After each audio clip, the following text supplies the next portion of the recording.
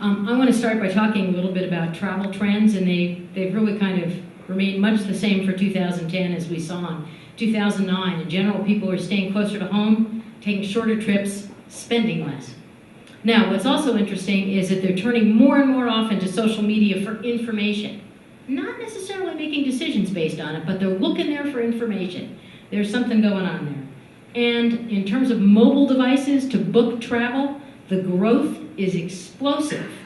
If you can look just on our own chart, you can see the number of mobile inquiries has just about quadrupled in a year.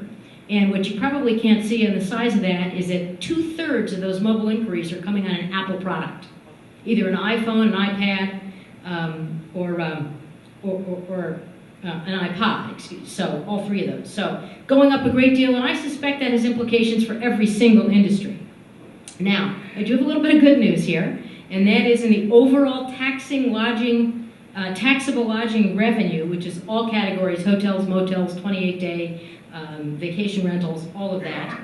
Room tax for 2010 was up compared to 2009. You can see the high water mark was in 2007 from the last 5 years, and 2008, 2009, and 2010, some modest growth.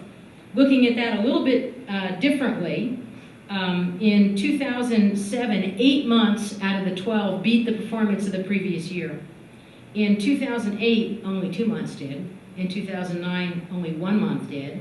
And I'm pleased to say that in 2010, 6 months actually came in ahead of the same month in the previous year. So we're starting to see the trend creep back in the right direction. Now let me take that at a little more granular level for a second and talk just about the hotel statistics. So leave aside the smaller properties for a moment, and let's focus on the major ones that drive 80% of the revenue in this market. Well, a year ago, I stood before you indicating that in the lower right-hand corner, you could see the market was down in the hotel world 12.1%. And if you look along the far right, you can see that 4 out of 5 of the mostly geographic categories were all down. Reno Suburban was down, Reno Downtown was down significantly, North Lake Tahoe was down, Sparks was down. The only exception was the branded limited service properties, and they grew by 21.5%.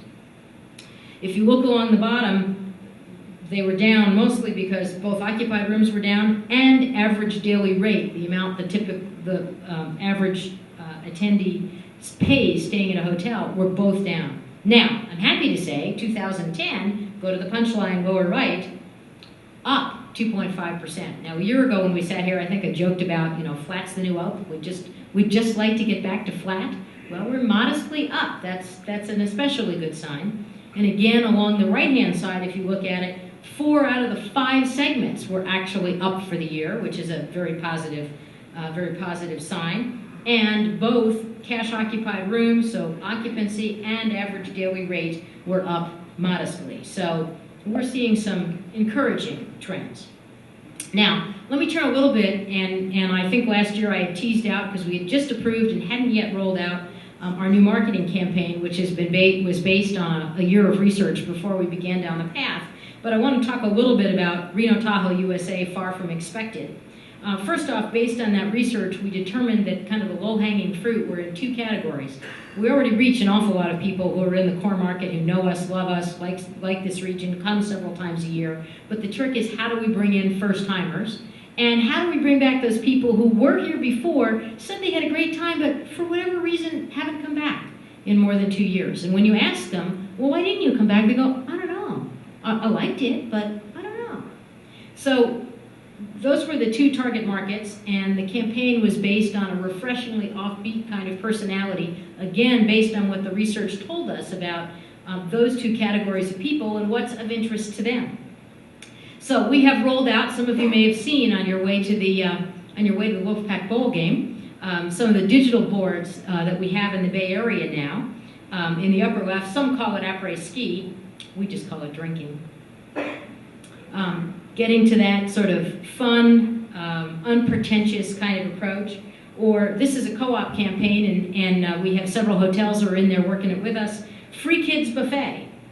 The buffet, not the kids. So there's an outdoor component. There's also a print component used in some specialty niches.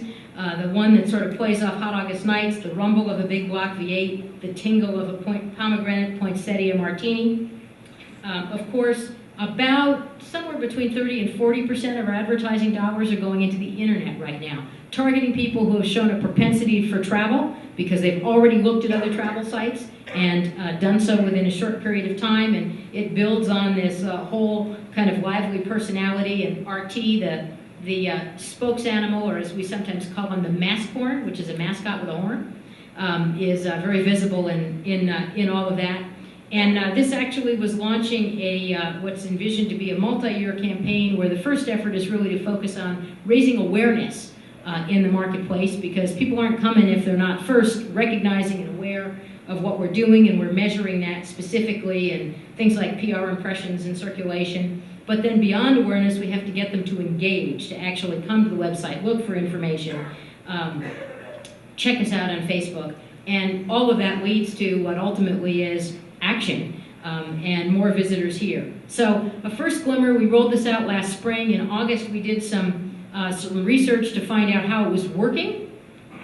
And if you look at the before we did this campaign in 2008, what we gathered when we did the research and compare it to where we are today, I'm pleased to say that when you go back and ask, have you heard or read about Reno lately, in 2008, only 46% of the market said yes, in fact they did in the core group that know us, and 60% today.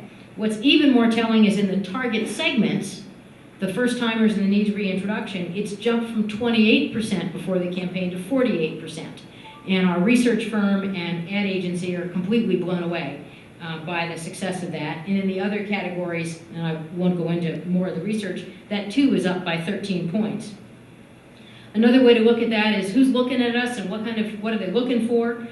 They're coming to the website, and if you look at the total increase in web visits over this selected periods of time, you can see on the top line that they've all been positive, but if you look on the bottom line, you can see where we're marketing into is going up even more significantly, so that if you look at for July to August, July through September, excuse me, of 2010, the total increase in visits was up 34.8%, but if you look specifically in California, it was up 53.6%, which is where the campaign is targeting, so it's really driving traffic. And even more pronounced if you look at the 28% in the fall, October to December, and the 56% increase in California. So visits from Californians have increased at twice the rate of total visits and 4 to 5 times higher than visits from Nevada and other states. And so I think that indicates that we're definitely hitting the mark. Another way to look at it is asking people what is their interest level in visiting Reno Tahoe, USA. That's up 8 points just from last spring when this rolled out to August when we did the research. So it's going in all the right directions. So where does that leave me? A couple of comments. Critical factor in leisure and business travel is consumer and business confidence. And we all know we're sort of in this kind of bumpy stage of the recovery, but I'm encouraged. There's some pent-up demand. We're beginning to see more confidence. I'm encouraged by the modest growth that we saw in 2010, that perhaps the worst is behind us and hopefully we're headed for an upswing. And based on the marketing campaign results to date, it's clear that is making a difference and will be influential in driving more leisure visitors to Reno Tahoe for the future. So, thank you very much.